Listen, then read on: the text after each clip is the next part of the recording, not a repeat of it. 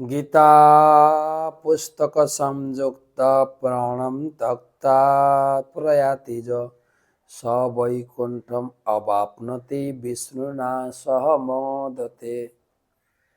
গীতা সংযুক্ত হয়ে দেহত্যাগ করতে পারলে বৈকুণ্ঠ লোকে বিষ্ণুর সঙ্গে আনন্দ করার সুযোগ পাওয়া যায়।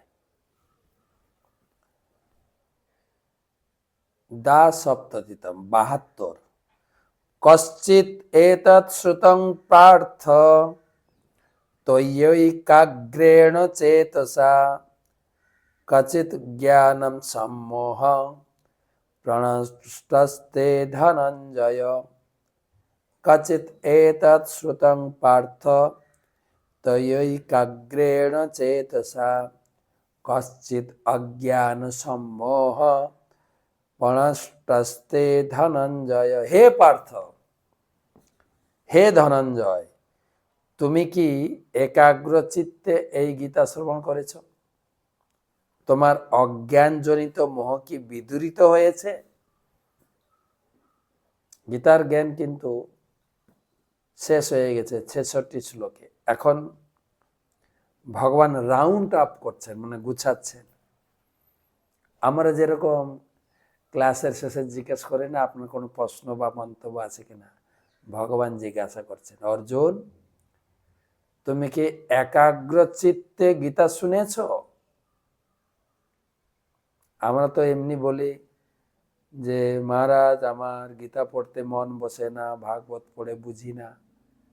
আচ্ছা, অর্জুন কি পরিস্থিতির মধ্যে ছিলেন? চারিদিকে সব যোদ্ধারা তীর ধনুক নিয়ে দাঁড়িয়ে আছে, অর্জুনকে বধ করবেন। অর্জুন চোখের সামনে দেখছেন, আর সেইখানে ভগবান গীতার জ্ঞান শোনাচ্ছেন। মন দিয়ে শোনা যাবে তো? আমরা তো অজুহাত দিয়ে দিই, সংসারে এত ঝামেলা, এই এই এই গীতা পড়া যায়? দূর মশাই, গীতা ছাড়ুন তো।